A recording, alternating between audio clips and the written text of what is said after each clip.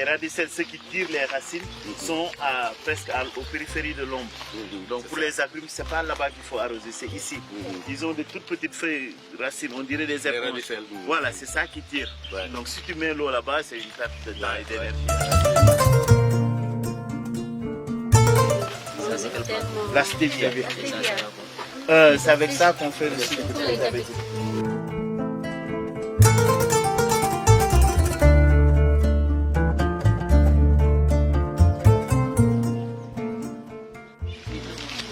Parfois un mois et demi, ça c'est que l'arbre vraiment souffle, les feuilles tombent.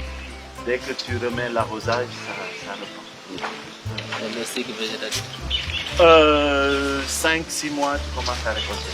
Mais le fait d'avoir des fruits en permanence fait que nous commençons de janvier jusqu'au mois de juin, on a des pamplemousses. Mais deux récoltes par an? Oui. Un arbre peut donner 2 fois par an. Donc selon la rotation de stress hydrique, donc tu peux étaler la récolte sur 6 mois.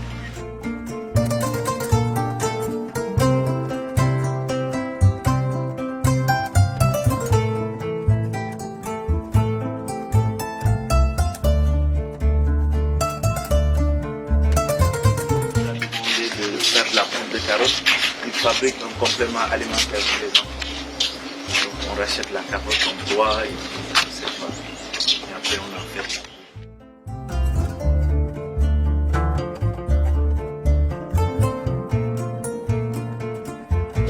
Donc c'est une forêt nourricière. Donc ça part dans la marmite. Et les ouvriers qui travaillent ici, donc il y a 10 dans le verger, il y a 2 à la cuisine, il y a 9 à l'unité de transformation. Et là, donc ça veut dire que 25 familles de personnel. On a l'hôtellerie, il y a possibilité au Bois des Manguiers où nous pouvons accueillir une centaine de personnes. Il y a Sainte-Scolastique à côté où on peut accueillir des familles, il y a 19 chambres. Et il y a l'hôtellerie intérieure aussi où on peut accueillir, il y a 12 chambres.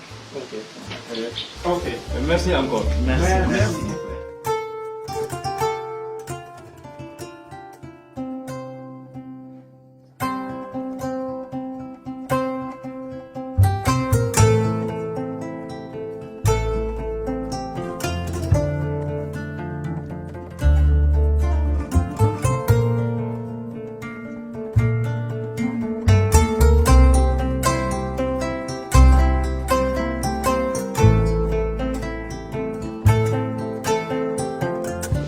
aussi beneen variété la aussi muy chou waaw variété boobu la.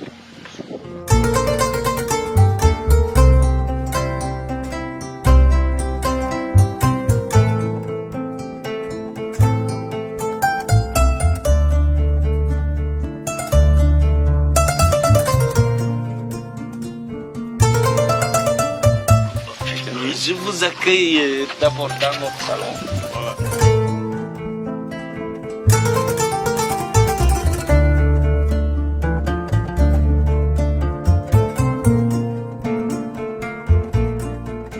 C'était une association de beaucoup de cultures. Donc, je faisais du maraîchage, je faisais de l'arboriculture fruitière, je faisais de l'élevage et à côté aussi il y avait le plantes médicinales.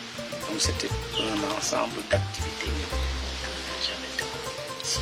Donc là, au niveau de la ferme, vous verrez, donc je fais des plantes médicinales, je fais de l'arboriculture fruitière et l'élevage de la volaille, mais aussi l'élevage des ladoum yugat. Vous connaissez les ladoum yugat?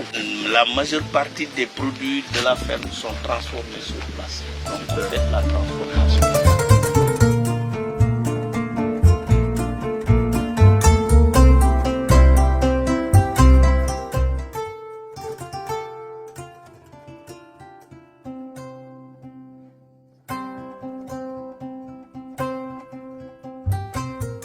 Je suis Mohamed Sek, chargé de projet KCOA. Donc un projet qui vise à collecter, traiter et valider toutes les formes de connaissances scientifiques et indigènes en matière d'agriculture écologique et biologique.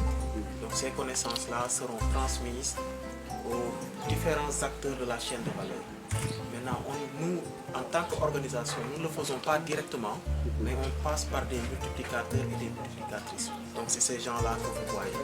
Toutes ces connaissances collectées, validées et traitées, que ce soit endogènes ou scientifiques, seront mises dans des supports adéquats et met à la disposition des multiplicateurs qui, après, vont démultiplier ces formations auprès des acteurs de la chaîne de valeur. Donc on est actuellement en train de faire une formation des formateurs sur le manuel africain de formation en agriculture. Vous êtes les bienvenus comme ça. Merci beaucoup. Il n'y a pas de souci. Hein? Voilà, faites comme ça.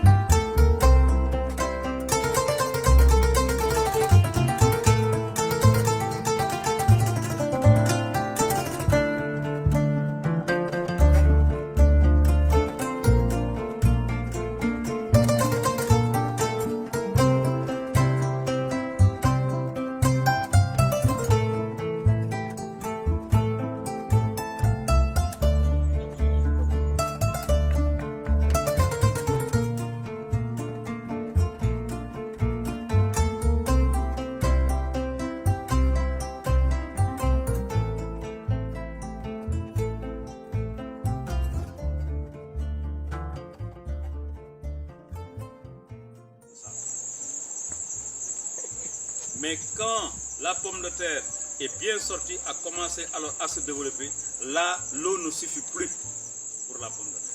Il faut bien arroser.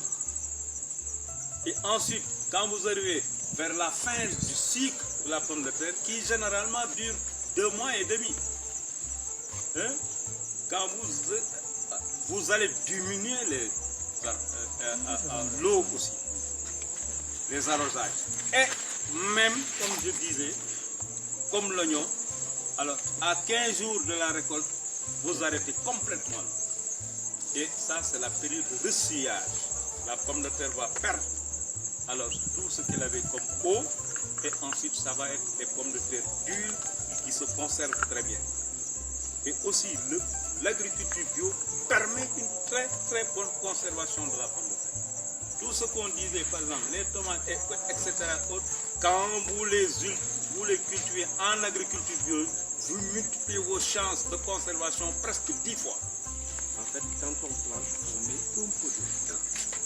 Mais après ça, au bout de 10 à 15 jours après sortie, après germination, on dit souvent plantation, après plantation, on fait un tout petit puits.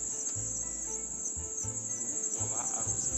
Si on fait des buttages, généralement l'eau n'arrive pas directement au niveau de la plante, mais elle arrive au niveau des bulbes. Maintenant, au bout de 21 jours, si je ne me trompe pas, on fait le deuxième butage. Au bout de 21 jours encore, on fait un troisième butage. Et chaque butage est sanctionné de fertilisation. Ici, dans le cas de l'agriculture biologique, on peut utiliser des purins, on peut utiliser également le compost. Au moment de brûler, on l'amène en le temps de sol. Voilà, merci. Il fait un peu nuit malheureusement. Alors on va certainement retourner à Tostan. Mais moi, je remercie véritablement Khalifa, son grand frère et toute la famille. Mais ça, nous avons beaucoup appris ici.